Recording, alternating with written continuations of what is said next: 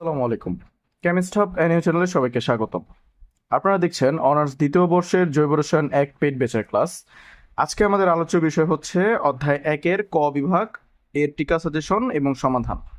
অর্থাৎ আমরা ক বিভাগের সাজেশন দিব, সমাধান করব এবং টিকার সাজেশন দিব এবং সমাধান করব। মূলত আমাদের সাজেশনটা তৈরি হয়েছে অধ্যায়ের সবচেয়ে গুরুত্বপূর্ণ প্রশ্ন এবং সবচেয়ে কম গুরুত্বপূর্ণ প্রশ্ন সবকিছু নিয়েই। এখন এটাকে সাজেশন বলা যায় না এক হিসাবে বলা যায় গুরুত্বপূর্ণ প্রশ্ন।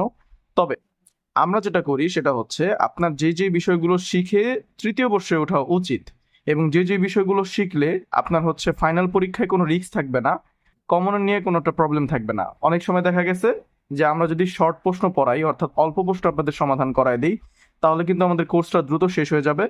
তবে আপনারা যখন ফাইনাল এক্সাম দিতে যাবেন তখন দেখা গেছে কম প্রশ্ন শেখার কারণে আপনি মূল বেসিকটাই শিখতে পারেন নাই, তখন ফাইনাল পরীক্ষা আপনার একটা প্রবলেম হয়ে যাবে। এই কথাটা চিন্তা করে আমরা বেসিকের যে প্রশ্নগুলো কম গুরুত্বপূর্ণ, পরীক্ষায় খুব কম আসে, কিন্তু তারপর আমরা সেগুলো শিখাই দিই আপনাদের, যাতে আপনারা সবকিছু ভালোভাবে শিখে দেন হচ্ছে ফাইনাল পরীক্ষা অ্যাটেন্ড করতে পারেন। এবং অবভিয়াসলি আমাদের ফেসবুক পেজে হচ্ছে ফাইনাল পরীক্ষার আগে আমরা একটা ফুল সাজেশন দিয়ে দিব, যে সেশনটা ফলো করলে ইনশাল্লাহ আপনাদের হচ্ছে পরীক্ষা নিয়ে আর টেনশন করতে হবে না। এখন যেহেতু আপনারা পেইড কোর্স করতেছেন, তাহলে পেইড কোর্সে অবশ্যই আপনাদের উচিত হচ্ছে সবকিছু কম এবং বেশি সব গুরুত্বপূর্ণ প্রশ্নগুলোই শিখে রাখা। ওকে, তো আমরা ক বিভাগের 100% গুরুত্বপূর্ণ প্রশ্ন, যেগুলো সবচেয়ে গুরুত্বপূর্ণ বা বলা যায় যে শেখা উচিত আপনাদের, সেগুলো নিয়ে এখন আলোচনা করব। এইখানের মধ্যে আমরা মূলত যে প্রশ্নগুলো অ্যাড করেছি, এর বাইরে আপনাদের এক্সট্রা কোনো কোশ্চেন করা লাগবে না। এটা আপনাদের যারা আপনারা হচ্ছে এবছর পরীক্ষা দিচ্ছেন আপনাদের জন্য খুবই গুরুত্বপূর্ণ। তারপরও আমরা যখন পরীক্ষার আগে যেই সাজেশনটা দিব আপনাদের জন্য ফেসবুক পেজের মধ্যে, সেই সাজেশনটা একবার দেখে নেবেন। সেখান থেকে যদি নতুন কোনো প্রশ্ন অ্যাড হয় তাহলে সেখানে আমরা এটা অ্যাড করে দিব। আচ্ছা, তো প্রথমে আমরা এই অধ্যায়ের জন্য শিখবো সেটা হচ্ছে আবেশিত প্রভাব বা আবেশিত ফলাফল কাকে বলে। এটা নিয়ে আমরা একটা টিকা লিখেছি, এই টিকার মধ্যে বিষয়টা আপনারা বিস্তারিত বুঝতে পারবেন। তো এখন যেহেতু ক শিখতেছেন, ক এর মধ্যে আপনারা জাস্ট এই লাইনটা মুখস্থ করে ফেলবেন। আমি একটু বেসিক ধারণা দিচ্ছি, সেটা হচ্ছে কোনো জৈব অণুতে কার্বন পরমাণুর সাথে কোনো ইলেকট্রন আকর্ষী বা ইলেকট্রন বিকর্ষী পরমাণু, ওকে, কোনো একটা জৈব অণু হতে হবে সেখানে, অর্থাৎ কার্বন এবং হাইড্রোজেন যুক্ত কোনো একটা অণু হতে হবে, সেখানে হচ্ছে কার্বন পরমাণুর সাথে কোনো ইলেকট্রন আকর্ষী গ্রুপও থাকতে পারবে অথবা কোনো বিকর্ষী গ্রুপ বা মূলক থাকতে পারবে।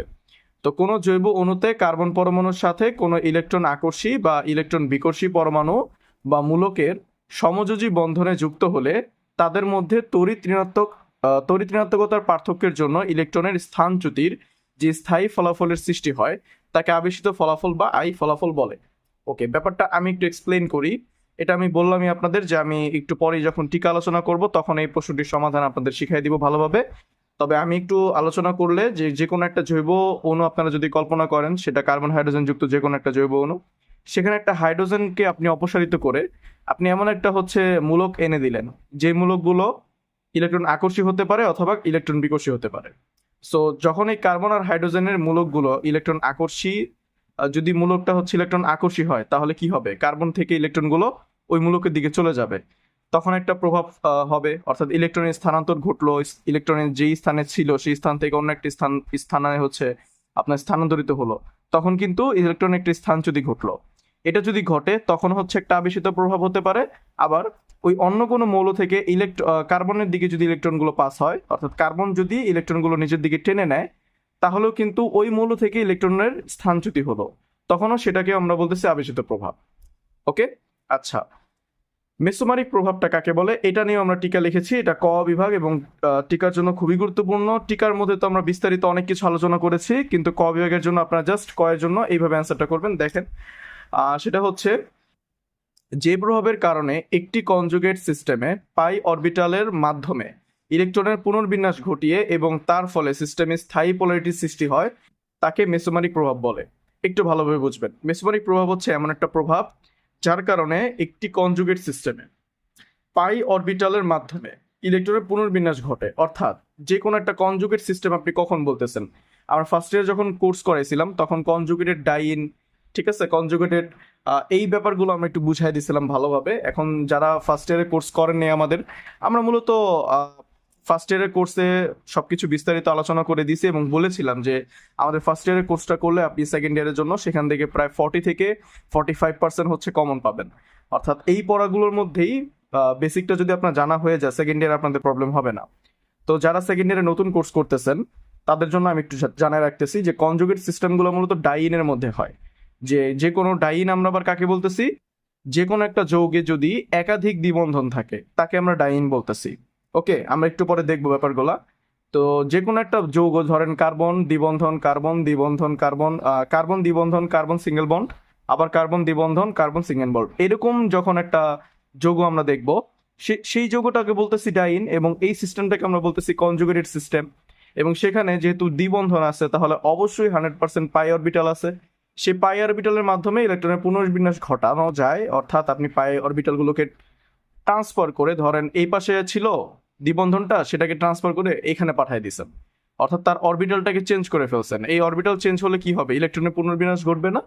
তো ইলেকট্রনের পুনর্বিন্যাস ঘটিয়ে তার ফলে সিস্টেমে স্থায়ী একটা পোলারিটি সৃষ্টি হবে, অর্থাৎ কোন একটা কার্বন হচ্ছে প্লাস আয়নে পরিণত হয়ে যাবে, এবং অন্য যে যৌগ থেকে হচ্ছে ইলেকট্রনগুলো পাস হয়েছে সেই যৌগটা বা সেই মৌলটা হচ্ছে কি হয়ে যাবে, মাইনাস হয়ে যাবে।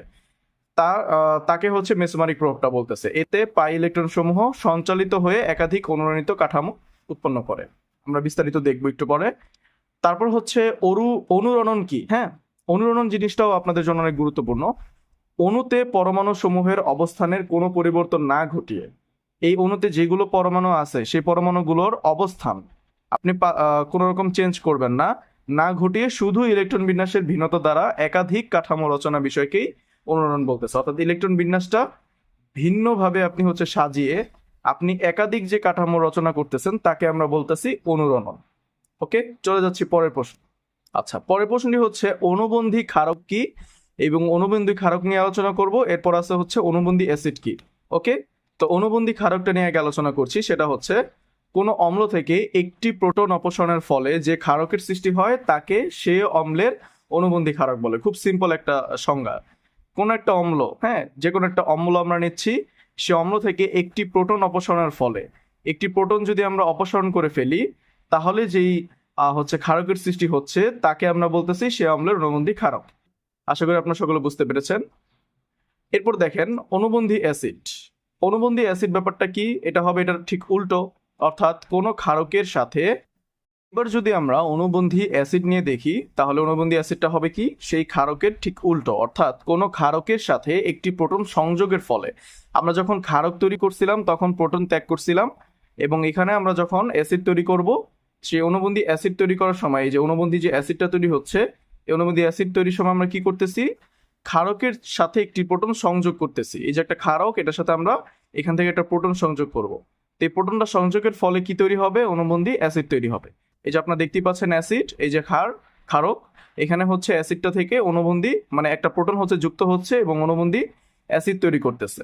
ওকে, আচ্ছা, এই ছিল আমাদের এই অধ্যায়ের 5টি গুরুত্বপূর্ণ কয়ের প্রশ্ন। এই প্রশ্নগুলো না শিখে আপনি হচ্ছে কখনো এক্সাম হলে যাবেন না, এবং এই প্রশ্নগুলো যদি খুব ভালোভাবে শিখতে পারেন তাহলে আমরা নেক্সট যেই চ্যাপ্টারগুলো আছে সেই চ্যাপ্টারগুলোর মধ্যেও আশা করি আপনাদের সমস্যা হবে না ইনশাল্লাহ।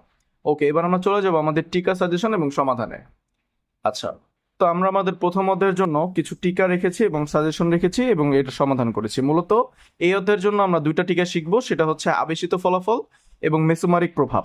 ওকে, আমি একটু আগে পড়ানোর সময় কিন্তু এটা বলেছিলাম যে আমরা আবেশিত ফলাফল নিয়ে বিস্তারিত আলোচনা করব। তো যদি ক নং এর জন্য আসে তাহলে ওই যে সংজ্ঞাটা দিলেন একটু আগে আমি যে বললাম, ওই আমার হ্যান্ড নোট থেকে ওই সংজ্ঞাটা হচ্ছে পড়ে নেবেন, সেটা লিখে দিবেন, কোনো সমস্যা নাই। আর যখন টিকা আসবে তখন তো অবশ্যই একটু বিস্তারিত বর্ণনা করতে হবে। তো আমি সবচেয়ে সহজভাবে, এইগুলোতে কিন্তু পোলাপানের ভেজাল থাকে, একদম 9-10 লেভেল থেকেই আবেশিত ফলাফল, তারপর হচ্ছে মেসোমারিক প্রভাব, এগুলো যদিও এত বিস্তারিত ছিল না 9-10-এ, তবে হালকা পাতলা কিন্তু আমাদের ধারণা দেওয়া হয়েছিল। সেই 9-10 থেকেই পোলাপানের এই যে তড়িৎ-ঋণাত্মকতার ব্যাপারগুলা, ইলেকট্রন আকর্ষণ বিকর্ষণ, ঠিক আছে, এর ফলে যে ঝামেলাগুলো ঘটতেছে ইয়ার মধ্যে, বিক্রিয়ার মধ্যে, সো এই বিষয়গুলো নিয়ে কিন্তু পোলাপানের অনেক ভেজাল, এইচএসসি লেভেলেও অনেকের ডাউট ক্লিয়ার হয় না। তো আমি সবচেয়ে সহজে এটাকে হচ্ছে আপনাদের বোঝানোর চেষ্টা করবো ইনশাআল্লাহ, একটু খেয়াল করবেন। সেটা হচ্ছে আবেশিত ফলাফল কি, কোনো জৈব অণুতে কার্বন পরমাণু এবং সংযুক্ত অন্য পরমাণুর ইলেকট্রন গ্রাহিতার পার্থক্যের জন্য। এখানে একটু ভিন্নভাবে আমি লেখার চেষ্টা করেছি, সেটা হচ্ছে ইলেকট্রন গ্রাহিতার পার্থক্যের জন্য, অর্থাৎ কেউ ইলেকট্রন গ্রহণ করতেছে, কেউ ইলেকট্রন ত্যাগ করতেছে, বা কেউ কম ইলেকট্রন গ্রহণ করতেছে, কেউ বেশি ইলেকট্রন গ্রহণ করতেছে। এই যে পার্থক্যটার জন্য ইলেকট্রন স্থানচ্যুতির যে স্থায়ী ফলাফলের সৃষ্টি হয় তাকেই আবেশিত ফলাফল বা আই ফলাফল বলে। ওকে, তো এই আবেশিত ফলাফলটা হচ্ছে দুই প্রকার, একটা হচ্ছে ধনাত্মক আবেশিত ফলাফল, আর একটা হচ্ছে ঋণাত্মক আবেশিত ফলাফল। তো ফার্স্টে আমরা হচ্ছে ধনাত্মক আবেশিত ফলাফলটা নিয়ে দেখব। সেটা কি? সেটা হচ্ছে কার্বন থেকে অন্য মৌল, যেমন এটা হচ্ছে ঋণাত্মক আবেশিত ফলাফল। এখানে একটু মিস্টেক হয়ে গেছিল আমাদের, মূলত ধ এবং রি এর মধ্যে হচ্ছে একটু মিস্টেক হয়ে গেছিল, এই জন্য ভুল হয়েছিল, বাট এটা হচ্ছে রি। ওকে, আমি আরেকবার লিখে দিচ্ছি, এটা হচ্ছে ঋণাত্মক। ওকে, আর এইটা হচ্ছে কি তাহলে ধনাত্মক। আশা করি এবার বুঝতে পারবেন আপনারা। তো এই যে ঋণাত্মক আবেশিত ফলাফল, সেটা কি? সেটা হচ্ছে কার্বন থেকে অন্য মৌল, যেমন হ্যালোজেনের দিকে স্থানচ্যুতি ঘটবে, অর্থাৎ কার্বন থেকে অন্য মৌলের দিকে যাচ্ছে। আমি এই যে ঠিক নিচে দেখেন চিত্র এঁকে দিয়েছি, এই যে একটা কার্বন পরমাণু, এই কার্বন পরমাণু 4টা বন্ড আছে এবং এটার সাথে আমরা একটা হ্যালোজেন গ্রুপ কল্পনা করি। এই হ্যালোজেন গ্রুপের কার্বন থেকে হ্যালোজেন গ্রুপের দিকে হচ্ছে কি হচ্ছে, ইলেকট্রনটা যাচ্ছে। এই যে দেখেন কার্বন থেকে হ্যালোজেনের দিকে ইলেকট্রনটা যাচ্ছে, যার ফলে একটা প্রভাব সৃষ্টি হয়েছে এবং সেটাকে আমরা বলতেছি ঋণাত্মক আবেশিত ফলাফল। অর্থাৎ এটা থাকবে ডেল প্লাস এবং এটা থাকবে ডেল মাইনাস, সেই বিষয়টা এখানে লেখা হয়েছে। এই ধরনের প্রভাবকে ঋণাত্মক আবেশিত ফলাফল বলে। যেমন যেমন আমরা বলতে পারি এই যে নাইট্রোমূলক এবং ফ্লোরিনমূলক। ওকে, তাহলে আমাদের যে ধনাত্মক আবেশিত ফলাফল আছে সেটা কি? সেটা তো 100% অন্য মৌল থেকে কার্বনের দিকে যাবে। এই যে আমরা লিখে দিয়েছি, অন্য একটা যে কোনো মৌল থেকে কার্বনের দিকে যাচ্ছে। যদি আমরা এখানে হ্যালোজেন মৌল নেই তাহলে কিন্তু হবে না। হ্যালোজেন মৌলের বেলায় কিন্তু আমরা এই আবেশিত ফলাফলটা পাচ্ছি, অর্থাৎ ঋণাত্মক আবেশিত ফলাফল পাচ্ছি। বাট আমরা এখানে অন্য কোনো মৌল নিয়ে নিলাম, ধরেন যে কোনো একটা মৌল নিয়েছি, সেখান থেকে কি হচ্ছে, ইলেকট্রনগুলো পাস হচ্ছে কার্বনের দিকে। তাহলে এই যে প্রভাবটা সৃষ্টি হলো সেটাকে আমরা বলতেছি প্লাস আই ইফেক্ট। তাহলে অন্য মৌল থেকে কার্বনের দিকে ইলেকট্রনের স্থানচ্যুতি ঘটলে তাকে ধনাত্মক আবেশিত ফলাফল প্লাস আই ইফেক্ট বলে। যেমন এই যে এই মৌলগুলো যেখানে আমি লিখে দিছি সেগুলো হচ্ছে কি আমাদের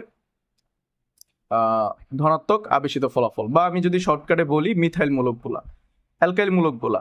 এই অ্যালকাইল মূলকগুলোর কাজই হচ্ছে ইলেকট্রন পাস করা। ওকে, অ্যালকাইল মূলক যদি কোনো কার্বনের সাথে যুক্ত থাকে তাহলে সেই ইলেকট্রনগুলো মাঝখানে কেন্দ্রের দিকে যে কার্বনটা আছে সেদিকে হচ্ছে সবসময় পাস করে।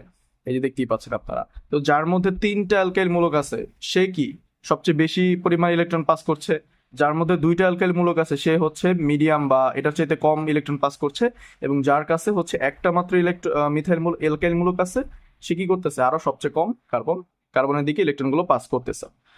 ওকে, আশা করি আপনারা সকলে বুঝতে পেরেছেন। এইবার আমরা চলে যাব আমাদের নেক্সট কোশ্চেন, মেসোমারিক প্রভাবে। তো মেসোমারিক ফলাফলের জন্য আমরা একটু আগে হচ্ছে কয়ের মধ্যে কিছু আলোচনা করেছিলাম। সেটা হচ্ছিল কি, যে আমরা বলেছিলাম যে একটা কনজুগেটেড সিস্টেমে কি হবে, পাই ইলেকট্রনের যেই প্রভাবটা আছে সেই পাই ইলেকট্রনের অবস্থানটা চেঞ্জ করে তারপর হচ্ছে একটা ফলাফল তৈরি হয়, ঠিক না? তো বর্ধিত শিকলে, মানে বড় শিকল, বর্ধিত শিকল, যেমন আমরা এটা কল্পনা করতে পারি এই শিকলটা একটা বর্ধিত শিকল, এখানে কনজুগেটেড পাই বন্ধন, অর্থাৎ একটি সিগমা বন্ধন ও একটি পাই বন্ধন। যেমন আমরা এই কার্বনটার কথা চিন্তা করতে পারি, এই কার্বনটার কথা চিন্তা করতে পারি, এই কার্বনগুলোর কথা চিন্তা করতে পারি, যেখানে একটা সিগমা একটা পাই বন্ধন আছে। তো একটি সিগমা বন্ধন ও একটি পাই বন্ধন ধারাতে মেসোমারিক প্রভাব দেখা যায়, অর্থাৎ এইখানে আর আপনি এইখানে দেখতে পারবেন মেসোমারিক প্রভাব। ওকে, তো এতে পাই ইলেকট্রন সমূহ সঞ্চারিত হয়ে একাধিক অনুরণিত কাঠামো উৎপন্ন করে, যেমন কার্বনিল গ্রুপ সংযুক্ত একটি ধারার মেসোমারিক প্রভাব উল্লেখ করা হলো। এই যে আপনারা দেখতে পাচ্ছেন এটা একটা কার্বনিল গ্রুপ যুক্ত ধারা।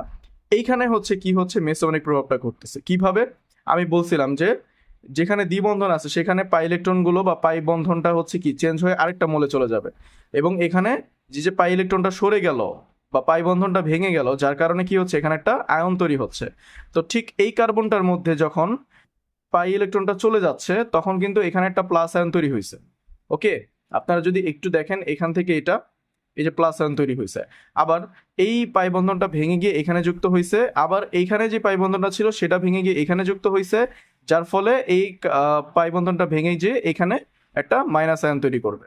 তো এটা হচ্ছে একটা প্লাস আয়ন তৈরি হলো, এটা একটা মাইনাস আয়ন তৈরি হলো। তাহলে আমরা বলতে পারি না যেখানে একটা স্থায়ী পোলারিটির সৃষ্টি হয়েছে?